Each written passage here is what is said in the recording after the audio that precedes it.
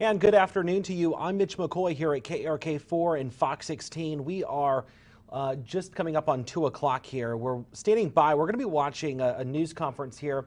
It's going to begin live in just a moment. Authorities in Davidson County, North Carolina are going to be holding an update on the kidnapping part, the reported kidnapping part of this bizarre incident that ended here in Arkansas. And if you might recall, a Lone Oak police officer was shot Saturday night in the attempted rescue of a 14-year-old girl that vanished from Davidson County, North Carolina. That girl is safe. That Lone Oak police officer is recovering in the hospital right now. This is the pictures there from the scene in Lone Oak, Arkansas, Saturday night. The Lone Oak police officers, the truck there you see, they were getting out of their truck, trying to approach the vehicle that was the subject of an Amber Alert out of North Carolina.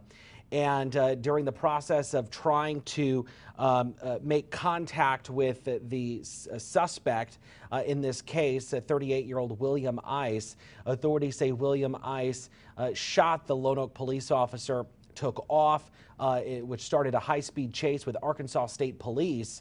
And then during or right after that high-speed chase, Arkansas State troopers say that the suspect died from an apparent self-inflicted gunshot wound. At this point, we're told earlier today that the 14-year-old girl, who we individually were not identifying, made it home safely to Davidson County, North Carolina. And then, of course, you now have the Amber Alert, which has been canceled now because that girl is safe and back home. We are expecting to hear from authorities in North Carolina in just a moment, and they are going to be discussing, because you have so many different agencies involved in this, they are likely going to discuss the kidnapping part of this investigation, or this reported kidnapping part of this investigation. So, of course, it was reported as a kidnapping. That's how Arkansas State Police and multiple other law enforcement agencies describe it. However, this is going to be just authorities in North Carolina discussing their part of the investigation, which would have been, at this point, the girl, the 14-year-old girl who disappeared. We are standing by. We are waiting for these live pictures here where you can see people are gathered at the Davidson County Sheriff's Office in North Carolina, where they're going to be holding this update in just a moment, and they're going to be providing an update on this case. Again, they're likely just going to discuss the kidnapping part of the investigation, or this reported kidnapping part of the investigation. Because you have so many different agencies involved, everybody really plays a different role depending on the agency that you are, whereas here locally in Arkansas, the Arkansas State Police would be handling the shooting part of the investigation, because that's where the actual crime took place when the officer was shot. So Arkansas State Police will handle the shooting of the Lone Oak police officer, and then you have authorities in Davidson County, North Carolina, who will be handling any crimes that took place in their jurisdiction, in their area.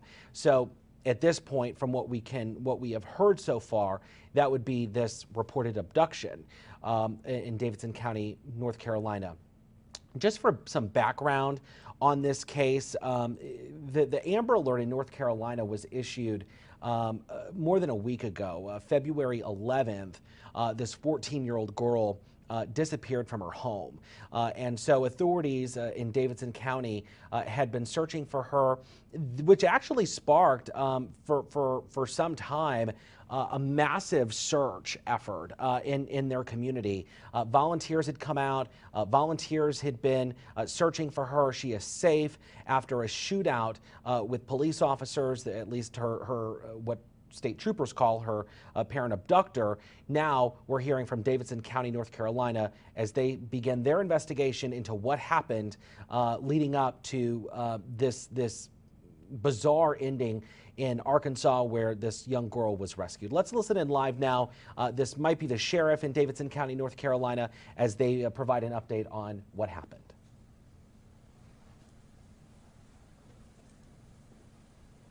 As more people continue to trickle in here, you can only imagine this is a a news conference that is been expected. People are anxious to hear kind of how all of this had transpired. Okay.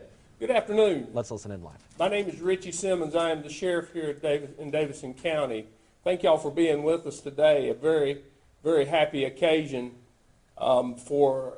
we were able to find Miss Savannah Childers a long time, a little over a week looking for her after she had been abducted. Just a combined effort here.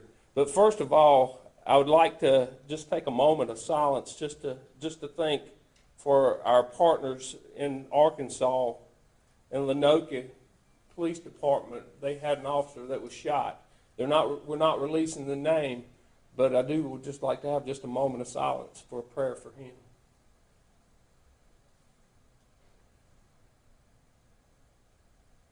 Thank you so much.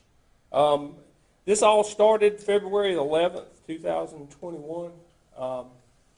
Miss Childers, Savannah Childers, 14 years of age, was reported missing. I think she was last seen by her father, Michael Childers, around 7 o'clock. After she didn't pick up her younger sibling at the bus stop, she was reported missing, and we got into action at that time. The lead was our detective division by Sergeant Blake and Sergeant Jonathan Todd, and also Detective Dennis Dakota, which are here now if you have questions for them. It started out that we found out that Miss Childers was using her school computers to text and use these different platforms to text the perpetrator, Mr. William Ice, that we later found out. We're sorry that we were unable to give out a lot of information, but we felt like the more information that we give out about him, that the more danger we would cause to Savannah, not knowing, and that's what we did with the public as well. We know that they had a search in Denton Saturday. We couldn't tell them not to search, but we knew, or we felt very confident that she wouldn't be found there, that she was out of state. But we couldn't give this information out to you because we were afraid it would endanger her. We've had some good players that helped us, stakeholders that helped us in this matter. We could not have done this by ourselves. My detective division did an outstanding job with what they had, but we also know that we're not an island, nor did we want to be an island. So we next contacted the State Bureau of Investigation, and in fact they came with much help and with our forensic lab working with us. We also brought in the FBI because we knew we couldn't do this alone, and because it went across states as well. So helpful. But as we're going into this, we also found out that there were 5 other subjects in Alamance County that were contacted by this individual. So we contacted Alamance County Sheriff's Office, Sheriff Terry Johnson, which is a good friend of mine and helps me in a lot of different cases as well. Never let off. They helped us with so much information, and their detectives were able, and hopefully we even foiled some of the other victims from coming into this by staying hot on his trail. We were able, that this past Saturday, or first of all, we gave out a silver alert, and there was a little bit of confusion over that, and we're sorry about that. We updated it to an amber alert, and I think we mistakenly gave out a message that it was canceled, and we apologize for that. But you got to remember, we're working with a lot of different entities in this, and sometimes misinformation can get out. But thank y'all for clarifying that, for setting it straight, and for getting it out right. But this past Saturday, February the 20th, 2001, she was located in Arkansas. A shootout occurred, and one of the Arkansas local police officer was shot in this matter, and the perpetrator shot himself and was killed, or later died from his injury, self-inflicted injury. We got Miss Savannah Childers back and got her back to her family. This is still under investigation, so there's some things we can't talk about. We don't know how deep this is going to go, but it is a good story, and it's a story of happiness when everything works out like this.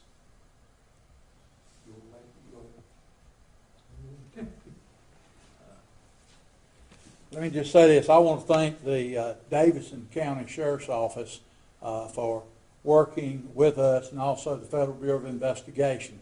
We found, after a consensual partial search of Mr. Ice's residence in Pennsylvania, 2 names and addresses for 2 13-year-olds in Alamance County. And upon interviewing these individuals and also seizing their school computers, we found that there was a total of 10 juveniles that had contact with Mr. Ice. I believe had we not found out from the FBI and Davidson County, we would have probably wound up with a kidnapping of one of our young females. It's very important to know that working together, what can be accomplished, and this is just an example of what will be. Sheriff Simmons has been great to work with ever since he's been sheriff here, and I laud his people for their hard work and the FBI's hard work in this endeavor. Like I say, we are very fortunate in Alamance County to have gotten the information we got and was able to immediately, with our Special Victim and Human Exploitation Unit, to get on board and start interviewing these girls and looking at their computers. We could have had victims there in Alamance County. We worked extensively, like I say, with Davidson County, and worked very hard to try to find every possible victim in Alamance County. And we found that 10 different individuals had talked to this individual through Skype. So we're very fortunate, and I want to thank the Davidson County Sheriff's Office and the Federal Bureau of Investigation and the North Carolina State Bureau of Investigation for all the efforts put forward in this situation.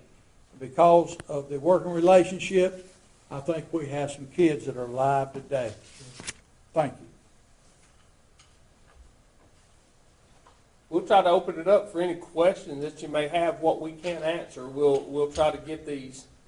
Yes, sir. Yeah, I guess just to start, can you give us a little more detail about what type of platforms these children were using on their school computers? It sounds like it's the school computer. Is there not any firewall or anything that, are they working around that? Great question. And I've talked to the school system here, and we've spoke with them as well, but they're using their Chrome books that now they're working virtual. Great reason that they need to be back in school. Our kids need to be back in school. And while they're in school, there is firewalls for this. When they're taking these tablets home, there's nothing. It's whatever's on their server at their house. And that's a big problem because they're talking to what and they're getting on what sites, no one knows. How is Savannah Children's doing? Wait a second. Raise your hand. Okay, go ahead. Sheriff, are you saying his plan was to come here and basically get as many kids as he could? We don't know what his plan is. We never got to speak to him. We're trying to investigate this now to see put it back together. So that's something we're working on now. We don't know why Davidson County, why Alamance County was picked. Follow-up question, if I may. At what point do you think he left the state? I mean, did he stay here for a while to try and catch up with some of these girls, and then at what point did he leave? We don't know that either. We were like one step behind all the time trying to catch up with this guy. He was very elusive and very smart and intelligent how he did it. He was driving a vehicle. It was pretty easy to pick out, a red Durango with a roof, with an unusual roof top to carry things on. And when we caught him, when he was caught, he had already spray painted it black himself. Just a lot of ways that he was elusive on the platforms that he used, and platforms we'd never seen before. Right. You want to Sure, I can speak. elaborate? I'm Sergeant Blake, Davidson County Sheriff's Office. What we ran into is he was utilizing multiple platforms. This individual, we found him to be quite sophisticated when it came to digital media, computers, and throughout the investigation continued to follow leads and honestly continued to hit dead ends. Just the perseverance and just continuing to stay on it step by step by step and follow every single lead, waiting for an opportunity where he's made a mistake and give us an opportunity to locate him. I won't speak to the technical side of that, but it definitely was a challenge to identify that weakness and be able to exploit it. To answer the question about how long, whether or not we feel like he stayed around, after further investigation last night and an interview with the victim, we do believe they immediately left the state after she was picked up. How is Savannah doing emotionally, if you know, if you've spoken to her personally and also physically?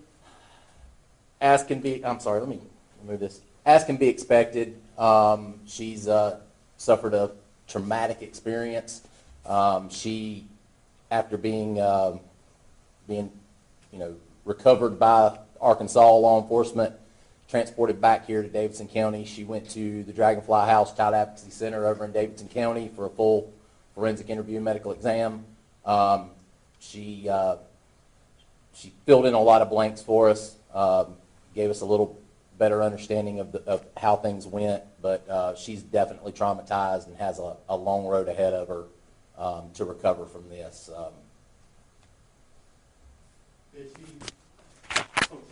Let's give everybody a chance. Yes, ma'am. Hi there. I just had a quick question about, I know at the beginning, maybe it's a question for Sheriff Simmons. At the beginning, you said you apologize for the lack of transparency. I know a lot of people have questioned the media. Why have we not given out certain information? Do you believe that had you guys given out information on the description of the suspect's vehicle or the person's name, that could have somehow helped find her before the 10 days? I think we did a pretty good job on it. Our main concern was Savannah's well-being. We felt like the more, and we were in constant contact with the FBI of when and what to give out, and lots of good minds here going together. We felt like the more that he thought we were after him, the more that in danger she would be. So the least we had, we were doing a good job on his trail to stay with him, to find him, and we felt like it was working. We were ready to shift in a moment's notice into changing the way we did this and ready to drop that information, but we located him. And just as a follow-up question, you guys, I know you mentioned you changed it from a silver alert to an amber alert. Where did that discrepancy kind of come from? I know there was kind of a lot of confusion surrounding that, if she was abducted, whether she wasn't. Have you guys, now that you've gotten to ask her some more questions, was it a situation where she gave out her address? Kind of how did you guys come to that conclusion it needed to be upgraded? It was just trying to get the state to accept our application for it. It has to be an abduction, and there was some question if there was an abduction. We felt like a 14-year-old can't give permission to be taken. You can't. She couldn't have said, that I want to go with him. She doesn't have that right. So then it's an abduction, we felt like, and we convinced the state, and they gave us the Amber Alert. For folks just joining us, we're watching an Amber Alert out of a news conference out of North Carolina. Authorities giving an update on a child abduction case that ended here in Arkansas. A heroic We're not rescue giving that with an away officer right shot. now. We're still trying to piece it all together ourselves, the moment of what happened. And then just follow up, how early on, I guess, did you guys realize, or at least pen Mr. Ice as a person of interest for this case? Is that something I can speak to that if you'd like. Yeah. We very quickly identified an alias online and multiple online identifiers to designate this individual. It was a matter of identifying who in the real world this individual was. They hide behind anonymity online and hide their identity pretty good. And it took us a while to identify. as most of you have seen the Amber Alert, it was noted of a Will Hedgeland was the name we were utilizing, and just determining who Will Hedgeland really was and identifying him as William Ice was a little bit of a challenge, and a little ways into the investigation before we identified that. Just as far as his Will Hedgeland alias, was he presenting himself as a younger person, obviously? Or was it, can you give that information away, or is? Yeah. Don't speak to that. I'm Sergeant Todd. So I believe through various victims that have been spoken to in this, and the juveniles in Alamance County as well, I believe there was a time where he was presenting himself to be younger, and then we believe there was information to suggest that he later identified a potential older age that he was. So it appeared that he was presenting himself younger, and then felt, once trust or whatever it was, he felt comfortable presenting himself to be an adult. And we feel like that some of the juveniles involved knew potentially of his real age. Can you give any more details? Raise, who hadn't, yes, in the back. Yes, sir. So reports of other children here in the Piedmont Triad who have been in communication with Mr. Ice. How many other teens, ages, genders were there, and were there any other girls here in Davidson County who were in communication with Mr. Ice?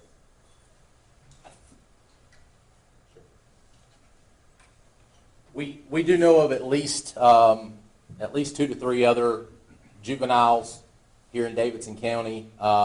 Majority of them were females. We do know of one particular male.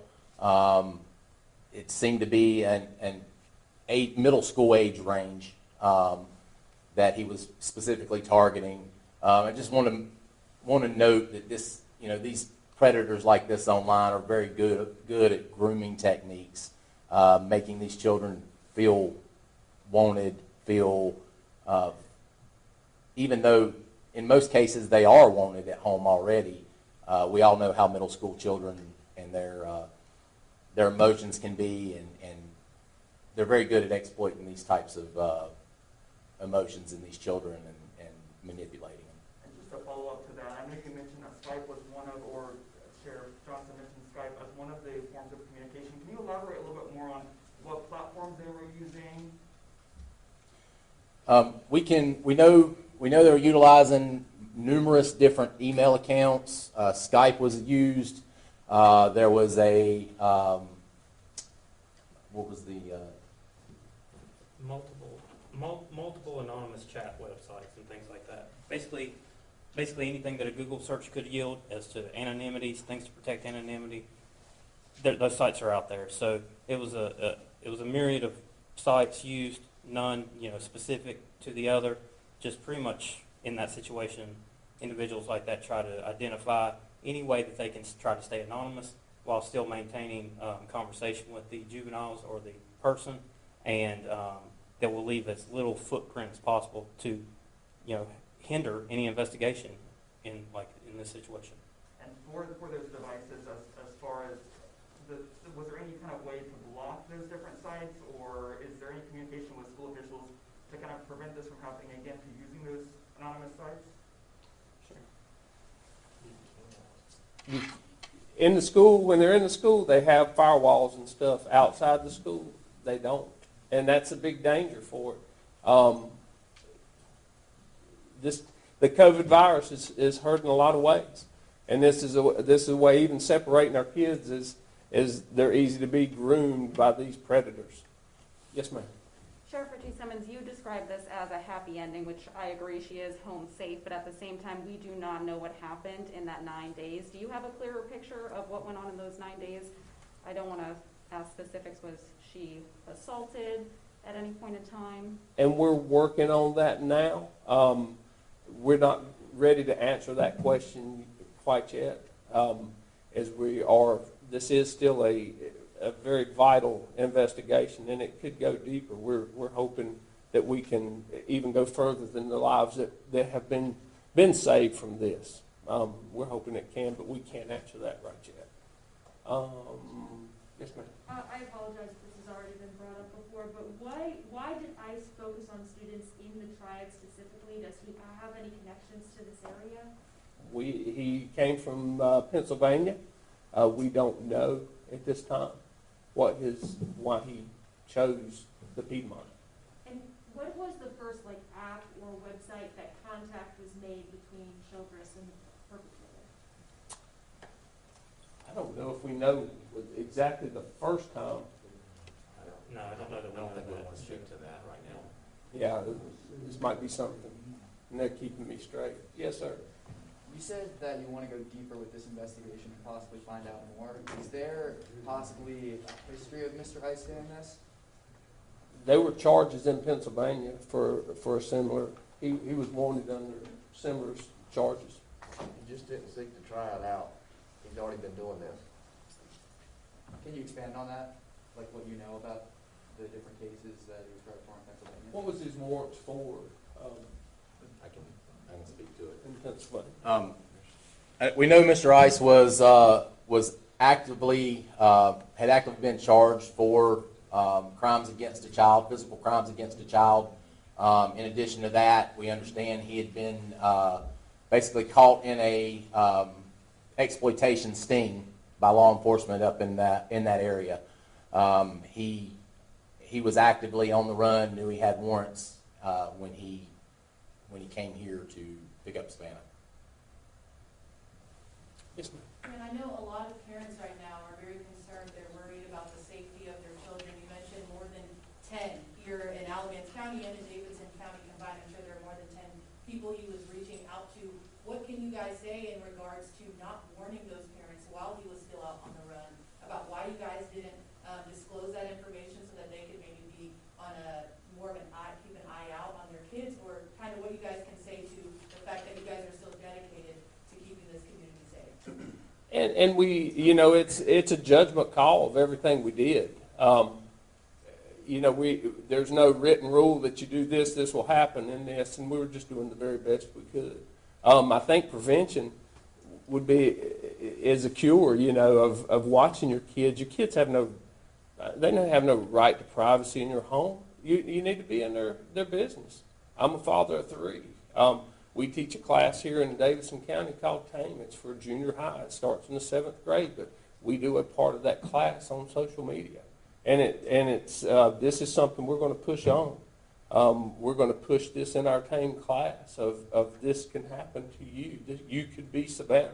And that's what we need to be preaching to our kids as we go about.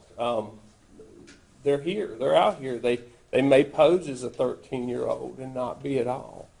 You don't know, and that's the dangers of it. Social media has positives. It has a lot of negatives as well. If I can add to that, Sheriff. Yes. Just let it be known Scott Williams, SBI, just so it be known the decisions that were made on this case by the FBI and the Sheriff's Office and the SBI were all made with the first priority being the safety of Savannah. That was the only thing we were considering was her safety.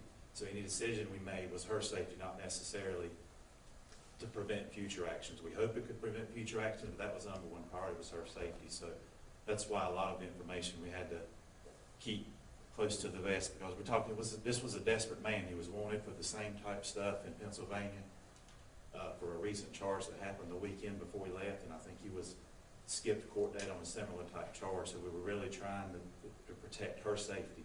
But one thing, make no doubt about it, as soon as we knew where William Ice was, the moment we knew where he was, we put a plan into action to grab him. It wasn't any delay in that. As soon as we knew where he was and had a chance to grab him, we grabbed him. It seemed like we were about a step behind the whole time until it just come together, and he made a mistake. So did you guys know he was in Arkansas at the time and kind of notified Arkansas authorities, or? We did notify him as soon as we knew where he was at. We knew he was in a truck stop to start with, and then it ended up in McDonald's. He'd moved to McDonald's, so we were able to keep up tracking at that time. Yes, sir. Sheriff, can you give any more details about, was there a particular break that led you to be able to locate him in that spot in Arkansas? Can you say can you give any more details about that? We're not going to give the details of what devices or what we use to do it. We're going to be doing this time and time, but just know that we do. We work hard. It was an effort from the time she went missing until we found her. It was a work and it was a working art. I mean, this is some hard-working, non-sleeping bunch that I was worried about some of them. I had one, I about ordered him just to go home. I mean, it was just going down. But these guys are guys and girls are so passionate about what they do. That's a great story in itself, is how, one, that everybody, you work with this many agencies through the country and nobody said anything. The word didn't get out, because if it did, it would have been a danger to Savannah. We were able to keep and work and coordinate and keep it down. But all these agencies coming together to work for a purpose, and that purpose come and the plan come out. It doesn't always work that way, but it was beautiful this time. I think the biggest break in the case, and most officers probably agrees, when we were able to tie the Alamance County students to the Davidson County students. That was not to get into it, we won't discuss any of the specifics of how we're able to do that, but that was clearly the break that we needed towards the end of last week. That was a push moment. Yep. And I'm sure you, once we found out who the victims possibly could be in Alamance County, law enforcement was with them on top of it day and night to make sure, at the time we didn't know where he was, that he would grab another juvenile. You know, and I think back, and I've watched a documentary on Ted Bundy, and he started out in Western United States and ended in Florida, and that was because we didn't have the technology we had now. Agencies didn't talk that much. They do now, and we come together, and there was no egos in this bunch. Everybody did their part, what it took to get the job done. And, you know, is one particular part more important than the other? You say that's pretty awesome, too. Up to the FBI, you know, they work just as humbly as everybody else, working with us to make this happen. But it happens, and we work together all the time. I call this man all the time. He's kind of been my little mentor sheriff all along. You know, he looks after me, keeps me straight. Who hadn't asked a question yet? I don't think you've asked one yet. Sheriff, I know the agent mentioned that Mr. Ice was involved in a sting operation. I guess, is it clear as to why he was out, like why he wasn't behind bars if he had been arrested in this sting operation in Pennsylvania? He'd made bond. He'd bonded out in Pennsylvania. And then the second warrant that was obtained for him the following weekend, he was running from that one, so he had never been arrested yet.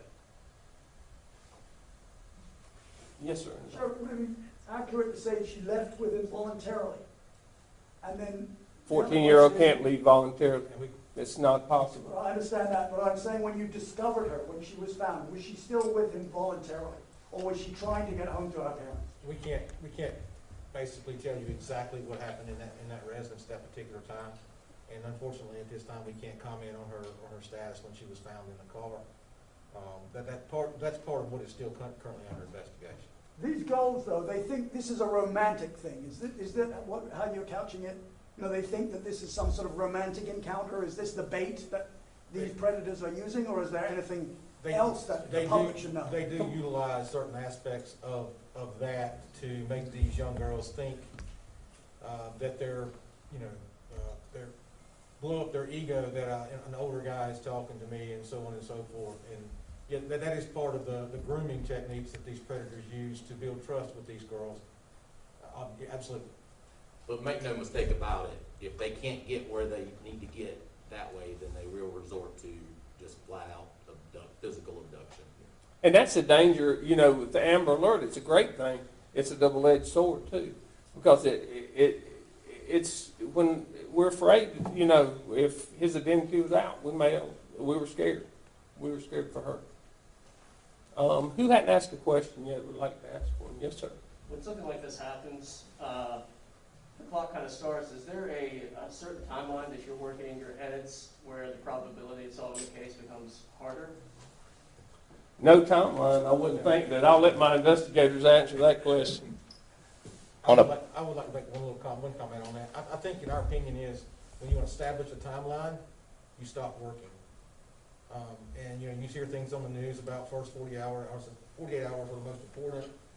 We don't work like that because tentatively you lead people to believe certain things may or may not happen after a certain timeline.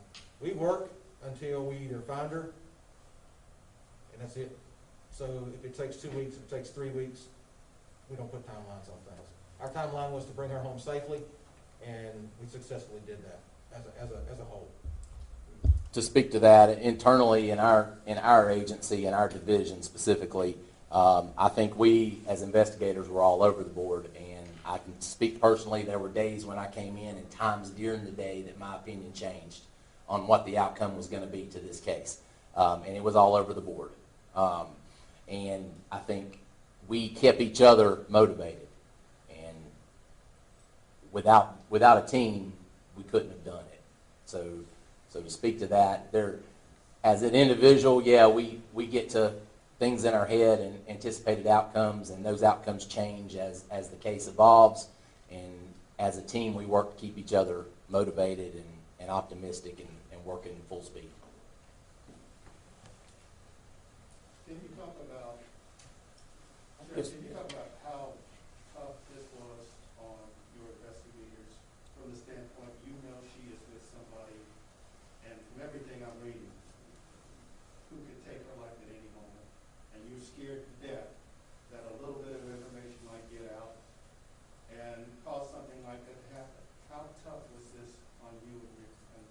Oh, it's very tough, and not knowing what her condition is at the time. You know, we went through this for several days not knowing until really Saturday we knew.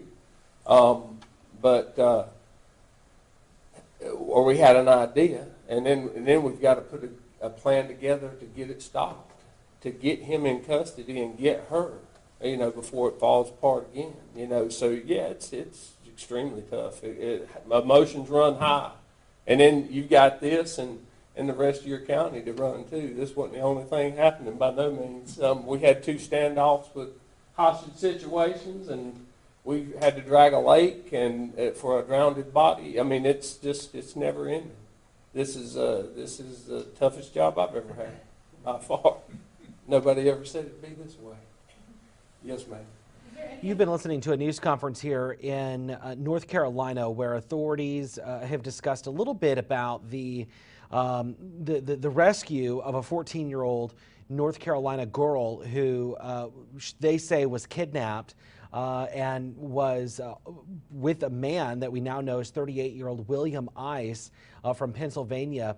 The two were found here in Arkansas, in Lone Oak specifically, and it was what ended Saturday was this. It was a shooting of a Lone Oak police officer, and that police officer is recovering at the hospital right now. We know that the officer is expected to be okay.